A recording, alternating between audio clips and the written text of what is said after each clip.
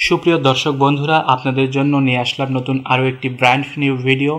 আজকের ভিডিওতে আমরা দেখাতে চলেছি কাস্টমস এক্সারসাইজ এবং ভ্যাট কমিশনারেট রংপুর এলাকায় কিন্তু নিয়োগ বিজ্ঞপ্তি প্রকাশিত হয়েছে, যেখানে সিপাই পদে ৭৩ জনকে নিয়োগ দেওয়া হবে। গ্রেড ১৭, বেতন স্কেল ৯,০০০ থেকে ২১,৮০০ এবং আরও বেশ কয়েকটি পদে নিয়োগ দেওয়া হবে। চলুন আমরা এক এক করে বিস্তারিত দেখে নেই।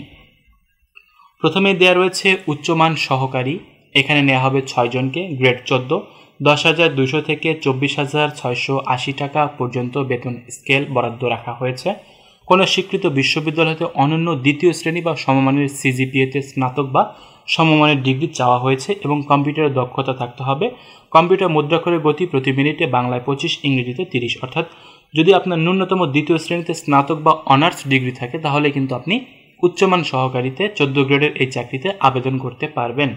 তারপর ২ নম্বরে রয়েছে ৬০ মুদ্রাক্ষরিক কাম কম্পিউটার অপারেটর পদে ৩ জনকে নিয়োগ দেওয়া হবে। গ্রেড ১৪, অফিস সহকারী কাম কম্পিউটার মুদ্রাক্ষরিকে নিয়োগ দেওয়া হবে ৬ জনকে। এটি গ্রেড কিন্তু ১৬, ৯,৩০০ থেকে ২২,৪৯০ টাকা বেতন স্কেল ধরা হয়েছে।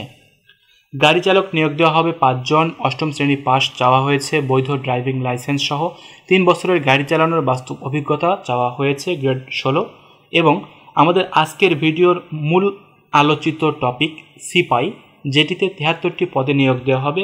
গ্রেড ১৭, বেতন স্কেল ৯,০০০ থেকে ২১,৮০০ টাকা। যে কোনো স্বীকৃত বোর্ড হতে মাধ্যমিক স্কুল সার্টিফিকেট বা সমমানের পরীক্ষায় উত্তীর্ণ হতে হবে। পুরুষ প্রার্থীর উচ্চতা চাওয়া হয়েছে ৫ ফিট ৪ এবং মহিলাদের জন্য ৫ ফিট ২। বুকের মাপ পুরুষদের ক্ষেত্রে এবং মহিলাদের ক্ষেত্রে উভয় ক্ষেত্রে ৩০-৩২, অর্থাৎ নর্মালি ৩০ এবং প্রসারিত করলে ৩২। নিরাপত্তা প্রহরী পদে নিয়োগ দেওয়া হয়েছে ৩ জনকে। বেতন স্কেল ২০ গ্রেডে ৮,২৫০ থেকে ২০,০১০ টাকা পর্যন্ত। এটিতে কিন্তু ৮ম শ্রেণী পাস চাওয়া হয়েছে। এবার আসি কোন কোন জেলার প্রার্থীগণ আবেদন করতে পারবেন। উচ্চমান সহকারী, ৬০ মুদ্রাক্ষরিক, অফিস সহকারী কাম কম্পিউটার মুদ্রাক্ষরিক, গাড়ি চালক এবং সিপাই পদে কিন্তু আপনারা দিনাজপুর, রংপুর, গাইবান্ধা, কুড়িগ্রাম, নীলফামারী, ঠাকুরগাঁও, লালমনিরহাট, পঞ্চগড় জেলার স্থায়ী বাসিন্দারা আবেদন করতে পারবেন। এবং নিরাপত্তা প্রহরী পদে দিনাজপুর এবং রংপুর, গাইবান্ধা জেলা এবং রংপুর বিভাগের ৮টি জেলার এতিম এবং শারীরিক প্রতিবন্ধী কোটাধারীগণ আবেদন করতে পারবেন। বয়সসীমা চাওয়া হয়েছে ১৮ থেকে ৩০ এবং মুক্তিযোদ্ধাদের ক্ষেত্রে সবসময় ২ বছরের বেশি, অর্থাৎ ১৮ থেকে ৩২ বছর পর্যন্ত কিন্তু মুক্তিযোদ্ধা কোটাধারীরা আবেদন করতে পারবেন। সরকারি এবং আধা সরকারি বা স্বায়ত্তশাসিত প্রতিষ্ঠানের চাকরিরত প্রার্থীগণ যথাযথ কর্তৃপক্ষের অনুমতি সাপেক্ষে আবেদন করবেন। এবার দেখে নেওয়া যাক কত টাকা লাগবে এবং লাস্ট ডেট এবং আবেদনের শুরু কত তারিখে।